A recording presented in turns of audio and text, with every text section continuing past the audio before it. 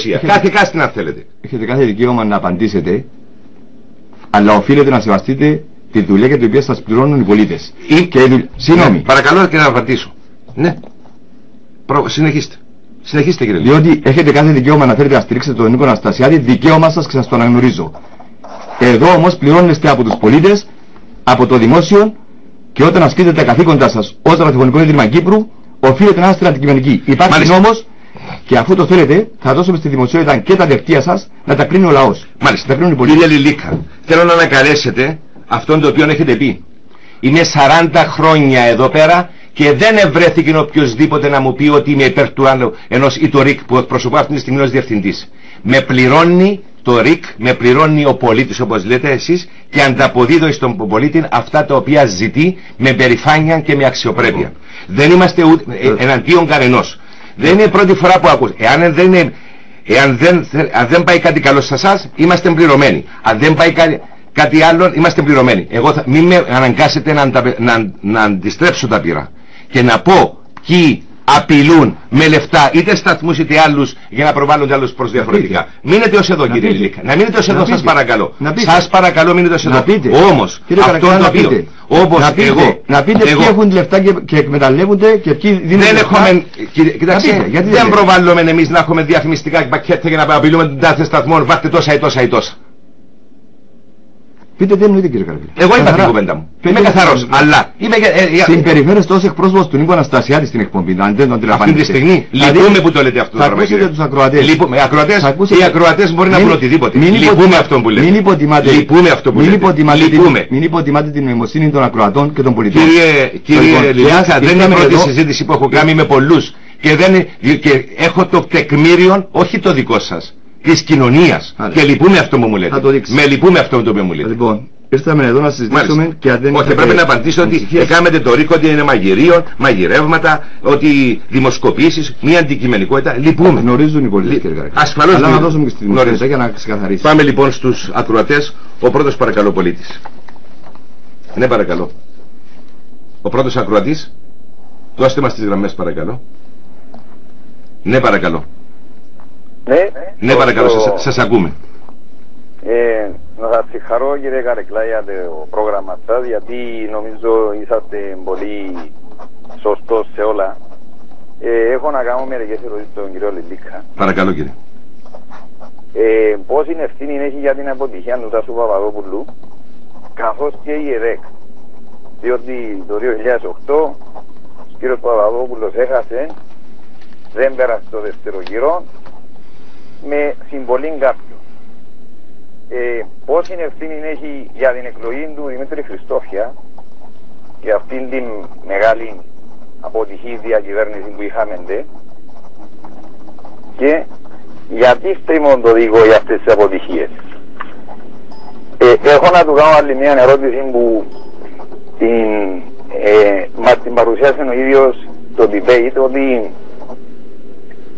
το ΔΥΣΥ και το ΑΚΕΛ αρνήθηκαν στην Τάσο Παπαδόπουλο το 2007 για την πλωτή μονάδα και τον υστέρων ο κ. Αναστασιάδης είπε μας και το μεγάλο μea culpa. Πόσο ίδιος θα κυβερνήσει αφού δεν θα έχει στήριξη των μεγάλων κομμάτων ή της Βουλής έστω. Μάλιστα, καθόλου το ερώτημα σας. Γι' αυτό μας ανησυχεί. Ευχαριστώ πάρα πολύ. Πάω στο άλλο ακροατή να παίρνουμε δύο ερωτήσεις κύριε Λιλίκα. Ο επόμενος ακροατής είναι παρακαλώ. Γεια σας. Γεια σας. Κύριε Καρεκλά, η ερώτηση μου δεν είναι απέναντι στον κύριο Λιλίκα, δεν είναι για τον κύριο Λιλίκα, είναι σε εσάς. Προχθές που είχατε τον κύριο Καρογιά στην τηλεόραση, δεν του κάνατε αυτού του είδους τις ερωτήσεις. Τον αφήνετε και μιλούσε και τελικά τον σταματούσατε κάποια στιγμή γιατί υποθέτω βαριόσαστε να τον ακούετε. Ούτε υποθετικές ερωτήσεις του κάνατε. Του κυρίου Λιλίκα του κάνετε υποθετικές ερωτήσεις και επιμένετε να σας απαντήσει. Μάλιστα. Μπορείτε να μου απαντήσετε σας παρακαλώ. Ευχαριστώ πάρα πολύ. Και εγώ ευχαριστώ. Μπορώ να πάρω ακόμα μία ακροατή. Ναι παρακαλώ. Γιάννη σου κλαίους από Λέμεσο. Ναι παρακαλώ. Αγαπητέ Γιάννη, σε συγχαίρω για την ψυχραιμία σου. Λοιπόν τώρα, στον κύριο Λιλίκα, ένας άνθρωπος που προσπαθεί να διεκδικήσει την προεδρία και τολμά να τα βάλει να βγάλει διαπιστώσεις για τον νομπελίστα τον Μπισαρίδη. Πώς τον αύριο να τον δει στα μάτια. Τι μας παριστάνει ο κύριος Λελίκας, τον τεχνοκράτη, πάνω στις πλατφόρμες για τα αέρια.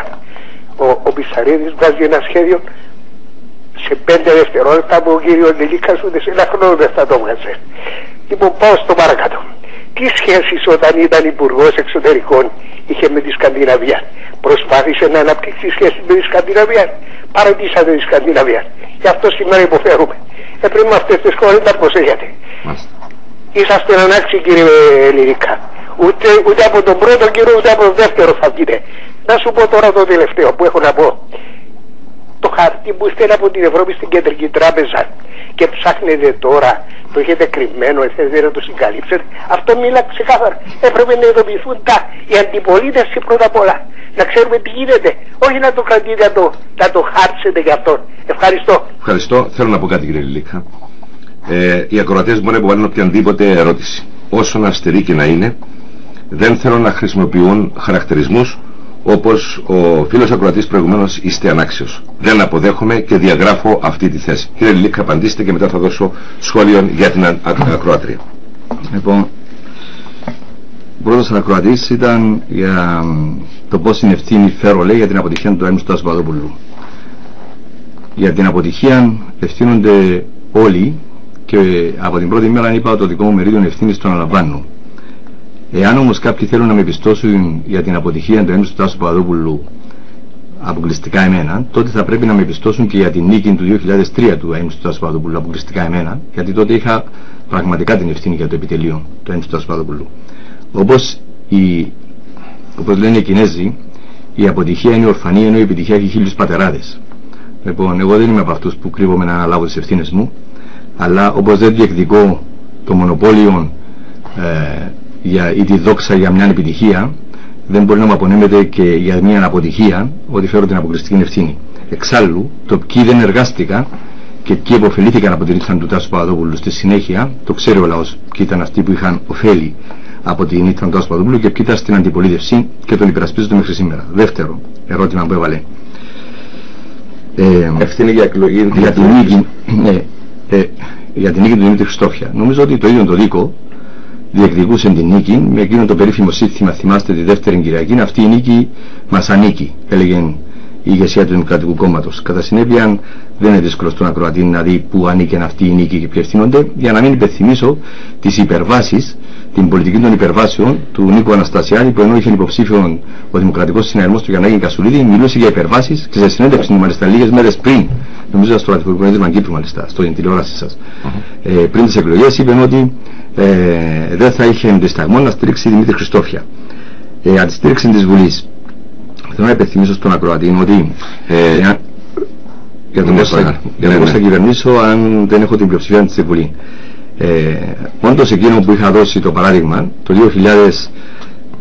2007, δυστυχώς η ηγεσία τότε του ΑΓΕΛ και του Δημοκρατικού Συναγερμού για καθαρά προεκλογικούς σκοπούς επέβαλε ένα νόμο που απαγόρευσε στην κυβέρνηση να προχωρήσει με ενδιάμεση λύση εισαγωγής φυσικού αερίου στην Κύπρο. Και αυτό όντως τύχησε στην κυπριακή οικονομία 2,5 δισεκατομμύρια ευρώ στα νοικοκυριά και στις μικρομεσαίες επιχειρήσεις πάνω στο κόστος του ρεύματος. Σήμερα αυτό που απαγόρευσαν τότε στην κυβέρνηση την Τάσου Παπαδόπουλου να το κάνουν, το κάνει σήμερα η ΡΕΦΑ με διαγωνισμό ενδιάμεσης λύσης εισαγωγής φυσικού αερίου.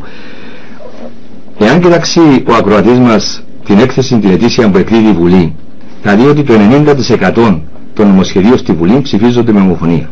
Όμως, για να μην δώσω εγώ επιχειρήματα, θα πάω λίγο στην ιστορία την πρόσφατη του πολιτεύματος μας. Ο Γιώργος ο Βασιλείου κυβέρνησε έχοντας μόνο τη στήριξη του ΑΚΕΡ, δεν είχε την πλειοψηφία στη Βουλή.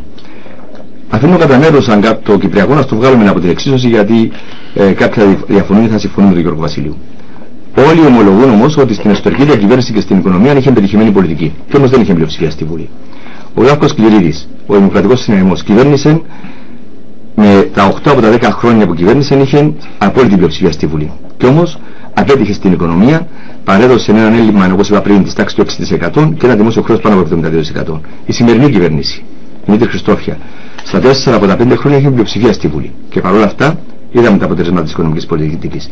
Άρα το τι έχει σημασία στον τόπο μας, αυτό να αποδεικνύει η εμπειρία μας, είναι ότι έχει σημασία ποιος είναι ο πρόεδρος, αν έχει όραμα, αν είναι γνώστης των θεμάτων, εάν μπορεί να παράξει έργο ο ίδιος και να εργαστεί για να υλοποιήσει το όραμα του και τις προτάσεις του, εάν επιλέγει σωστούς υπουργούς και σωστούς συνεργάτες.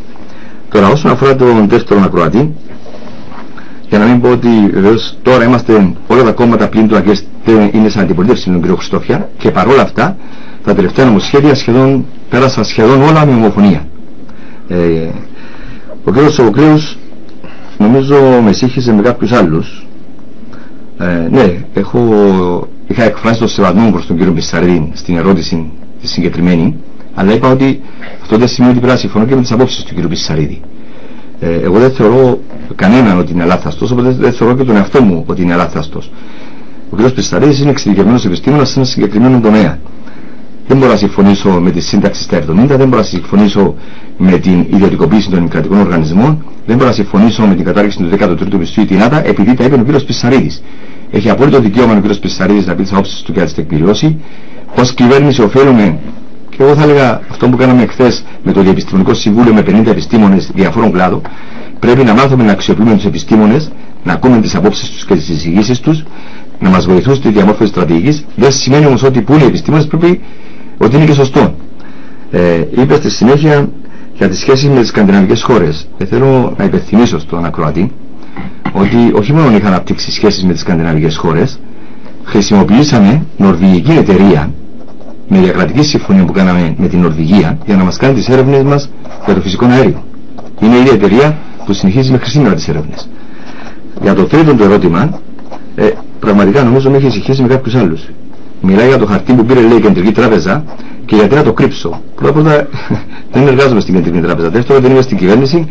Τρίτον, δεν έχω το χαρτί, δεν ξέρω το χαρτί και δεν έχω λόγο να κρύψω τίποτε. Και μάλιστα όταν ερωτήθηκα είπα ότι διαφωνώ και με τις αστυνομικές έρευνες, γιατί απλούστατα για τέτοια ζητήματα πρέπει να ενημερώνονται οι πολίτες. Σε μια δημοκρατική κοινωνία έχουν δικαίωμα στην πληροφόρηση οι πολίτες. Ευχαριστώ κύριε Λίκα. Μου επιτρέψετε, επειδή μια ερώτηση ήταν με τη συνέντευξη Καρογιάν, ότι δήθεν δεν υπέβαλε υποθετικές ερωτήσεις στον κύριο Καρογιάν και έβαλε μόνο σε εσάς υποθετικές ερωτήσεις.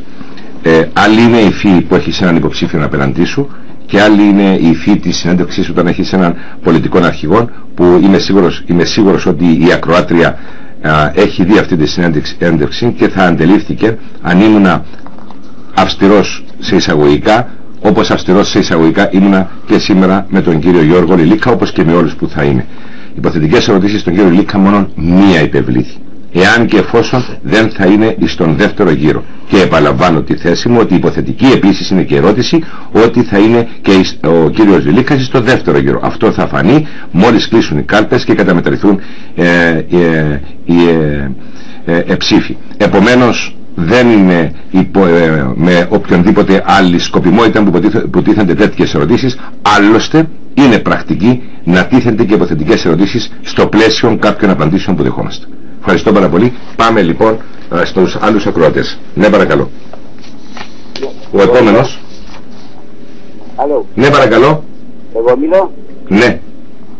Να κάνω μια φορή στον κύριο Λιλίκα και ευθύνεται να μ' απαντήσει. Να ξεκινήσουμε από το σχέδιο ΑΝΑ. Και γιατί ήταν μόνο μια και πέντε και δεν μιλήσαν και καμιά φορά για το 3. Καμιά φορά δεν τον άκουσα.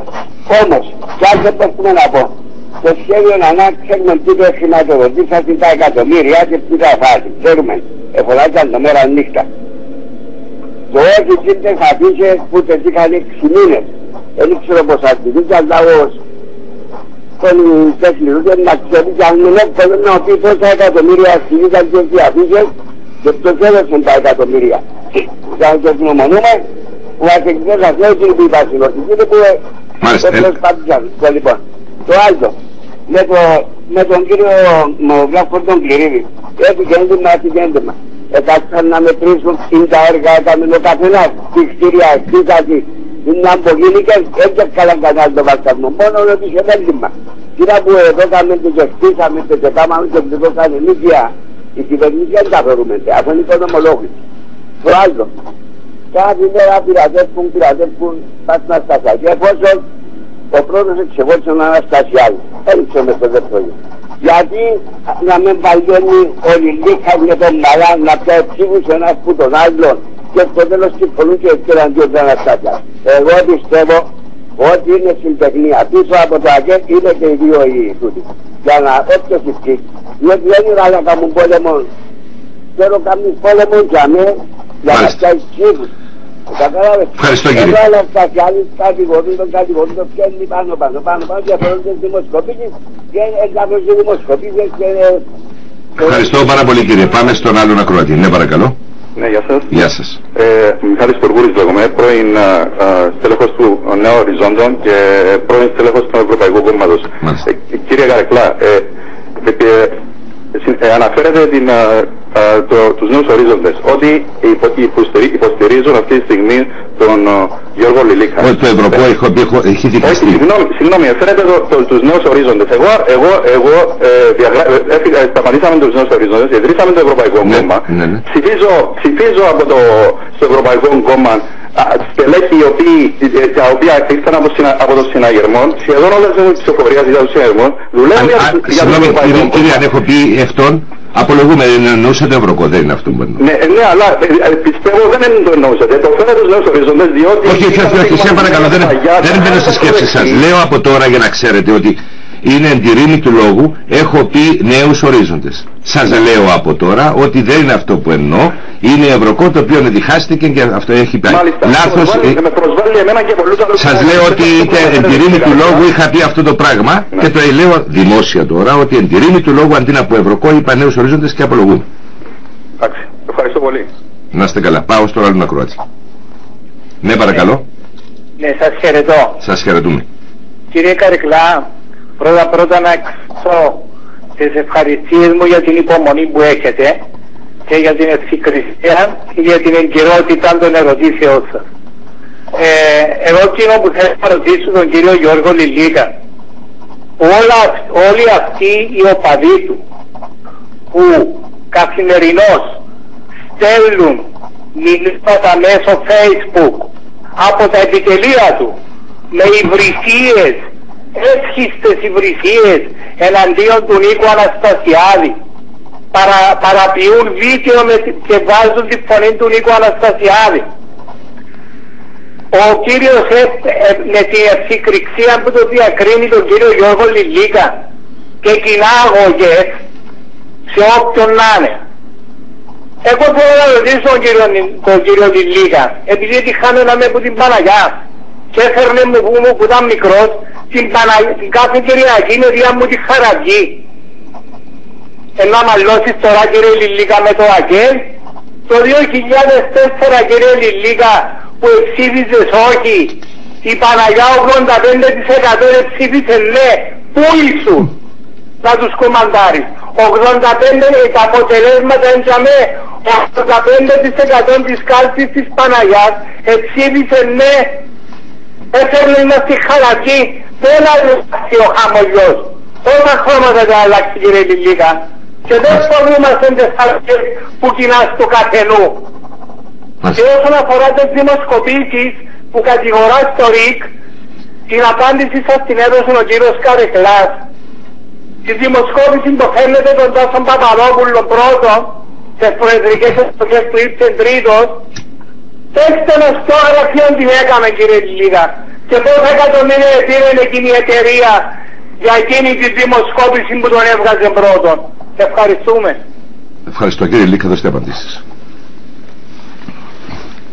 Καταρχήν να πω ότι ο τελευταίος ακροατής στοιχηματότητα δεν είναι από την Παναγιά. Και αν ήταν από την Παναγιά θα έλεγε το όνομα του. Τίποτε από όσα είπε δεν ευσταθεί. Απολύτως τίποτε. Και παραπέμπω επειδή υπάρχουν αρχεία να δείτε τι ποσοστό ψήφισε στην Παναγιά το όχι. Αν δεν με απατάει μνήμη μου είναι 98%.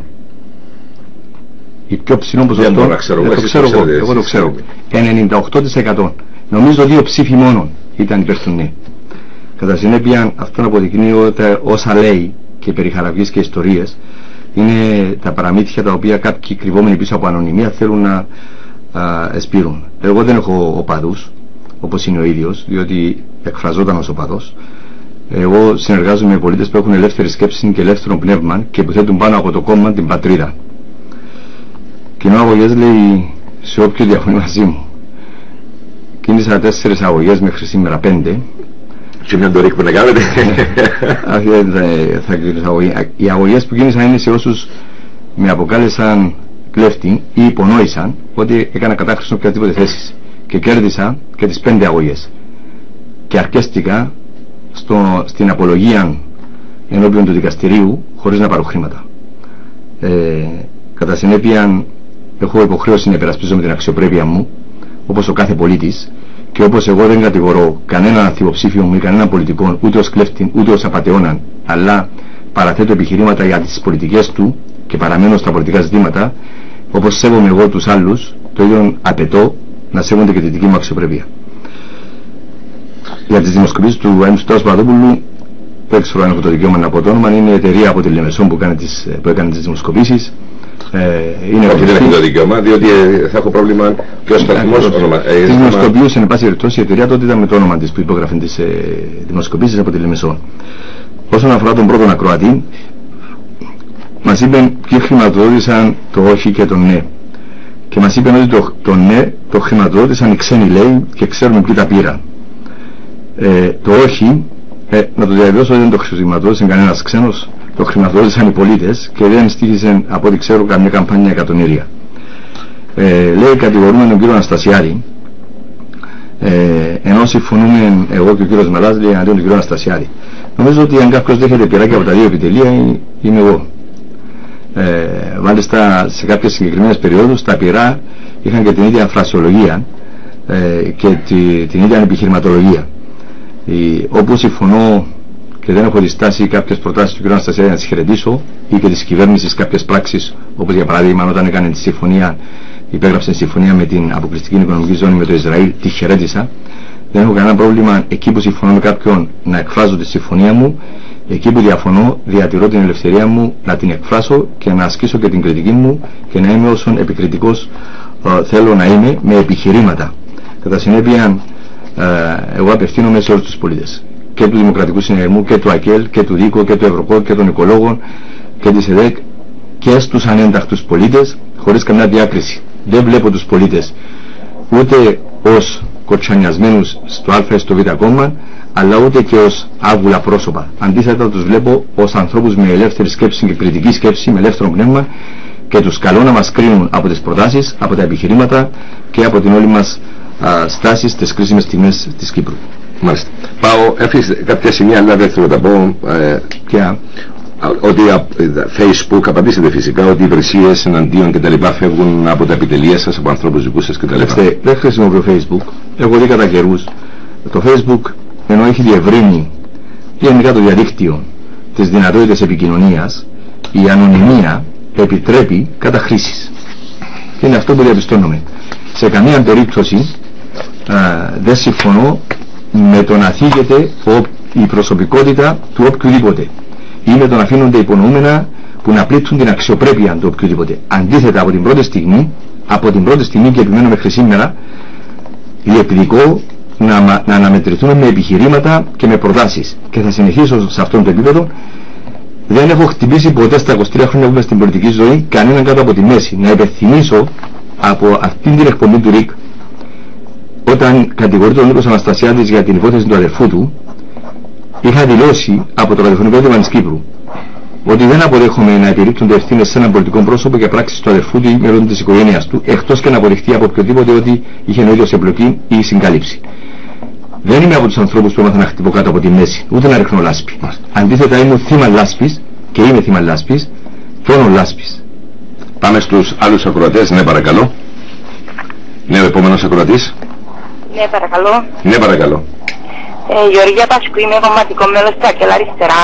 Μάλιστα. Εντάχθηκα από τις πρώτες μαζί με τον κύριο Λιλίκα.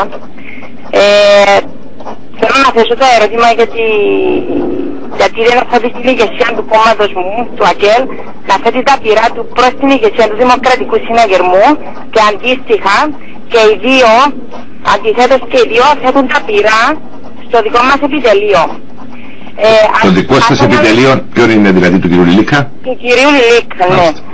Ας αναλογιστούν και ας βρουν εκεί που είναι οι ευθύνες και όχι στους απλούς ψηφοφόρους, οι κομματικά μέλη της αριστεράς που είχαν τη δύναμη και τη θέληση να αποφασίσουν τι θα ακολουθήσουν για το δικό τους μέλλον αλλά και της πατρίδας.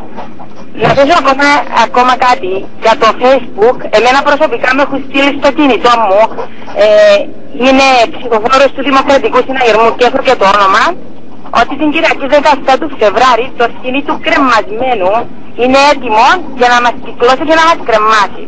Αυτά υπάρχουν και δεν φταίει ούτε το έναν επιτέλειο νομίζω, αλλά ούτε και το άλλο.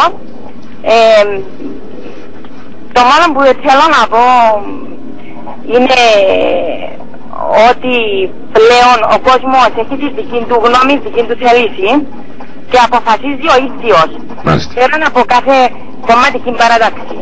Και πρέπει να το κατανοήσουν και να το καταλάβουν πλέον. Ευχαριστώ. Εδώ μπορείτε να κάνετε σχόλιο φυσικά κύριε Λίκα. Φυσικά τέτοια ερωτήματα θα υποβληθούν και στον υποψήφιο της αριστεράς, ας δώσει απάντηση, τον υποψήφιο τον οποίο στηρίζει η αριστερά, αλλά θα ήταν καλύτερα αυτά τα ερωτήματα, τουλάχιστον το πρώτο, να τίθεντο το ερώτημα αντίθετο στον κύριο Άντρο Κυπριανού που ήταν στην προηγούμενη Κυριακή. Αλλά να θέλετε να κάνετε σχόλιο, δικαιούστε να πάμε και στους άλλους. Είμαι πολύ έτσι επιγραμματικός, διότι γνωρίζω ότι η Γεωργία Πασκού είναι όντως το επιτελείο μας στην Ελεύθερη Αμόχωστο και όντως είναι στέλεχος του ΑΚΕΛ, αλλά στηρίζει την υποψηφιότητά μου. Εκείνο που θα ήθελα να πω είναι αναφορικά και με το Facebook ή τα SMS. Εγώ θέλω να καλέσω ακόμα μια φορά τους πολίτες, όπως τους κάλεσα την πρώτη φορά που μας κατέστρεψαν το επιτελείο στη Λάρνακα, να είναι ψύχρεμοι, να μην παρασύρονται, να μην μπουν σε μια διαδικασία ούτε ύβρεων ούτε χαρακτηρισμών για οποιοδήποτε. Παράκληση προς τους πολίτες είναι να αποφύγουμε τους φανατισμούς και τη διχόνοια την οποία βιώσαμε και πληρώσαμε. Είναι πολύ κρίσιμες οι στιγμές που περνούμε. Ας διεξάγουμε έναν προεκλογικό αγώνα με νυφαλιότητα, με επιχειρήματα, με προτάσεις και να αποφασίσουν ελεύθερα οι πολίτες ποιος θέλουν να τους κυβερνά, αλλά προς Θεού να μην οδηγηθούμε ξανά σε διχόνοια σε τόσο κρίσιμες στιγμές. Ευχαριστώ κύριε Λίκα. Πάμε στους άλλους ακροατές. Ναι, παρακαλώ. Ναι, γεια σας. Γεια σας. Κύριε Λίκα, σας ακούσαμε πάρα πολλές φορές. Ας ζητάτε από τον κόσμο της αριστεράς και το ΑΚΕΛ να σας ψηφίσει για να με έφυγε ο κύριος Αναστασιάδη. Ενώ εσείς αρνείστε επίμονα να απαντήσετε σε μια απλή ερώτηση. Τι θα ψηφίσετε εσείς αν μην είναι αλάθο Αναστασιάδη? Λοιπόν κύριε Λίκα, και εσείς ο ίδιος θα ψηφίσετε Αναστασιάδη? Αυτό, πώς μπορεί ο κόσμος της αριστεράς να έρθει να ψηφίσει εσάς τη στιγμή που στεγάζετε κάτω από την υποψηφιότητά σας ανθρώπους της ΟΚΑΒΙΤΑ? Ο κόσμος της αριστεράς έχετε πει δεν είναι αρνιά. Όχι, με τη συμπεριφορά σας δείχνετε ότι αυτό πιστεύετε, ότι είναι αρνιά. Ευχαριστώ. Ευχαριστώ. Πάω στον άλλο ακροατή. Ναι, παρακαλώ. Ναι, παρακαλώ. Ναι, γεια σας. Καλή κύριε Καρικλά για το πρόγραμμά σας, στον κύριο Λίκα. Πρώτα απ' όλα θέλω να σε συγχαρώ, όχι εγώ, Κυπριακό λαό, διότι είσαι ένας συντονιστής καθαρός και γνήσιος. Δεν παρεξηγείς να ακούσει καθημερινός και αγωνιστικός που κάνεις στο πρόγραμμα σου. Είσαι άξιος και συγχαρητήριο. Και ρωτώ, εάν ο κύριος, οι ακροατές του ξεβαίνουν και λέγουν κουβέντες παραπάνω για τον υποψήφιο, γιατί δεν συναφέρουν και του Αναστασιάδη και του άλλου τα παρελθόν? Ο κύριος Αναστασιάδης είπε τα παρελθόν άμα έβλεξε με τον Νίκο ξεχάνονται. Πώς αυτοί οι ακροατές κάπου ξεβαίνουν οι αντίθετοι, ας πούμε, να λέγουν κουβέντες παραπάνω μου και αγώμεροι? Και ρωτώ, πράγματι κύριε Καρικλά, οι συντονιστές από μέρα σε μέρα δείχνουν παραπάνω, παρακολουθούν καθημερινώς, παραπάνω ώρα στο σαερμικό να το πω, και το άμα μιλήσει σε 10 για του ΑΚΕΛ για τίποτε, ναι, διακόπτω το γελούν. Αυτό το παρακολουθούν καθημερινώς. Εσείς άξιος συγχαρητήριο. Και ρωτώ δεν κύριε Λίκα και εγώ. Θα πάω να ακούσω απόψε. Το λοιπόν, είμαι από την Πάφο. Το λοιπόν, κύριε Λίκα, όλη η εκτίμηση. Είσαι στον δεύτερο γύρο, η αριστερά θα έρθει να σε ψηφίσει, ξέρω εγώ. Εσύ αν δεν εξηγείς τη δεύτερη κανονή, τι θα κάνετε? Δηλαδή, θα ξεδείτε, θα πάω να ψηφίσετε άλλον? Και ρωτώ, γιατί δεν συναφέρουν και τα παρελθόν και το S300 και τις καταστάσεις και το πραξινόβα και το άλλο και το άλλο, και συναφέρουν που φαίνεται ότι ήταν το ΑΚΕΛ και ήταν το κάτι? Εντάξει, και εγώ είμαι του Δίκο, ήμουν το έδος, είναι να φεύγω ή να νίκω, δικαιούται ο καθένας να πράξει τη ζωή. Εγώ το Κυπριακό λαός πρέπει να συμμορφωθεί. Ακούμε σε άλλες χώρες και δεν συναφέρουν αυτά τα πράγματα. Είμαστε στην οικονομία, να δείξουμε την οικονομία και το Κυπριακό τίποτε άλλο. Ευχαριστώ. Πάμε στο άλλο ακροατή. Ναι, παρακαλώ. Ναι, σας ακούμε. Γιώργος Θεοδουλού, δημοσιογράφος. Ναι, κύριε Θεοδουλού. Ο κ. Λίκας ήταν βουλευτής του ΑΚΕΛ Αριστερά Νέες Δυνάμεις. Στην κοινοβουλευτική ομάδα που βρισκόταν ο κ. Λίκας είχε κάποιον παράπονο από το ΑΚΕΛ τότε και γι' αυτό δεν θέλουν σήμερα να είναι υποψήφιος, δεν τον υποστηρίζει, και επίσης όταν το ΑΚΕΛ τον πρότεινε για Υπουργό Εμπορίου και Εξωτερικών, στον κύριο Τάσο Παπαδόπουλο, που το Υπουργείο Εξωτερικών είναι το ανώτερο Υπουργείο βάσει του Συντάγματος. Και εκεί έκφρασαν παράπονα η ηγεσία του ΑΚΕΛ για τον κύριο Λίκα που είχε προτείνει, ή όλα πήγαν ομαλά και τώρα αλλάξαν τα πράγματα. Ευχαριστώ πολύ. Είναι τελευταία ακροατής, ο χρόνος μας έχει εξαντληθεί. Έχετε 5 λεπτά, κύριε Λίκα, να απαντήσετε. Ναι.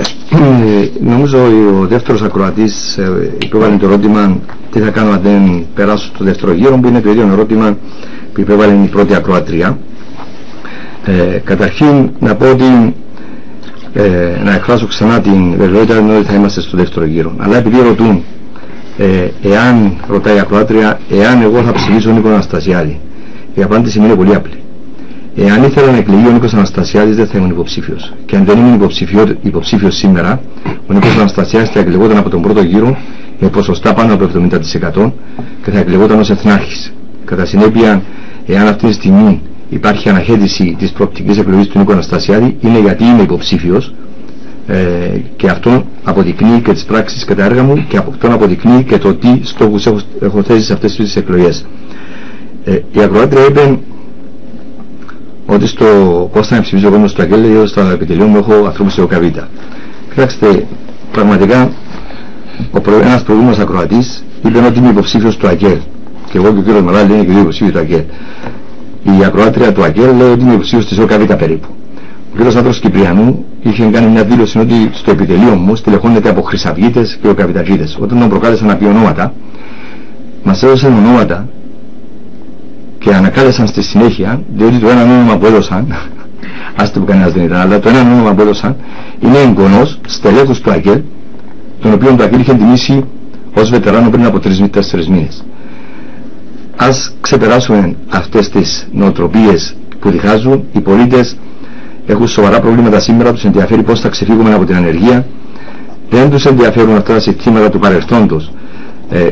Ούτε ανθρώπους της ΟΚΑΒΙΤΑ έχω στο επιτελείο μου, ούτε χρυσαυγίτες, έχω όμως πολίτες και μέλη του ΑΚΕΛ, μέλη του συναγερμού, της ΕΔΕΚ, του ΔΙΚΟ, ανεξάρτητους πολίτες. Στο επιτελείο μου στελεχώνεται σε παγκύπρια βάση από εθελοντές. Δεν έχουμε εμείς τους κομματικούς μηχανισμούς, στηρίζομαι στον εθελοντισμό των πολιτών και είμαι περήφανος γι' αυτόν και είναι από όλους τους ιδεολογικούς χώρους. Αλλά ούτε χρυσαυγίτες υπάρχουν, ούτε οκαβιταλίδες υπάρχουν, και νομίζω αυτό το παραμύθι δεν τους τιμά να το λένε. Ο κύριος Θεοδούλου, νομίζω ότι το ερώτημα ο αγαπητός Γιώργος Θεοδούλου πρέπει να το υποβάλλεται σε κάποιον από το ΑΚΕΛ, διότι όντως ουδέποτε υπήρξε πρόβλημα στη συνεργασία μου με το ΑΚΕΛ και ως βουλευτής, ούτε νομίζω το ΑΚΕΛ είχε ποτέ παράπονο. Αντίθετα, και ο Δημήτρης Χριστόφιας τότε με είχε εκθιάσει πολλές φορές δημόσια για τη δουλειά μου ως βουλευτής, και όντως το ΑΚΕΛ με είχε προτείνει, ήμουν στο ανώτατο πρότεινε στο Έμμος τον Τάσο Παπαδόπουλο για να υπουργοποιηθώ. Γι' αυτό και ένιωθα και την υποχρέωση, ανεξάρτητα εάν ήξερα ότι ο Έμμος του Τάσος Παπαδόπουλος με ήθελε στο Υπουργικό του Συμβούλιο ή θα με υπουργοποιούσε από μόνος του. Εν τούτης, όταν διαφώνησα με την υποψηφιότητα Χριστόφια και υποστήριξα τη θέση ότι έπρεπε να παραμείνει, να συνεχίσει η συνεργασία ΑΚΕΛ, ΔΙΚΟ, ΕΔΕΚ και ΕΒΡΟΚΟ με τη στήριξη του Τάσου Παπαδόπουλου, από ηθική υποχρέωση υπέβαλα την παρέτησή μου και από Υπουργός Εξωτερικών, από σεβασμό. Κατά συνέπεια, ναι, αυτά που λέει ο κ. Στοδούλου, δεν μπορεί έναν άνθρωπο τη μια ημέρα όταν συμφωνεί μαζί μας ή όταν δεν έχει εκφράσει διαφωνία σε κάποιο ζήτημα να θεωρούμε ότι είναι άξιος και ικανός, και την άλλη, επειδή διαφώνησε μαζί μας σε ένα ζήτημα, να θεωρούμε ότι έχει χάσει την αξία του και τις ικανότητες του. Μάλιστα. Κύριε Λίκα, έχουμε συμπληρώσει αυτό τον χρόνο.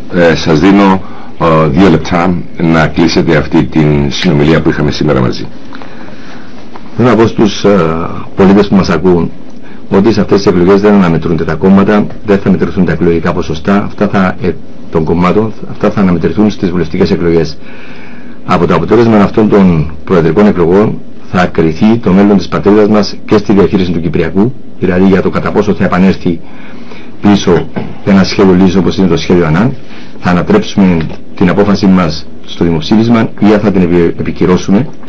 Θα εξαρτηθεί για το πώς θα διαχειριστούμε το φυσικό αέριο, αν θα το διαχειριστούμε εμείς προς όφελος της κοινωνίας και προς όφελος της οικονομικής ανάπτυξης και της κοινωνικής προόδου, για να στρέψουμε την κοινωνία σε την ευημερία ξανά, ή αν θα καταλήξουν όλα τα έσοδα του φυσικού αερίου υποθηκευμένα στην Τρόικα και στα ταμεία της Τρόικας.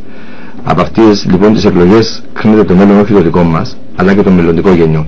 Γι' αυτό καλώ τους πολίτες και κλείνω να ακούσουν τους υποψήφιους, να ακούσουν τις προτάσεις ελεύθερα, χωρίς φανατισμό, και να κρίνουν ελεύθερα.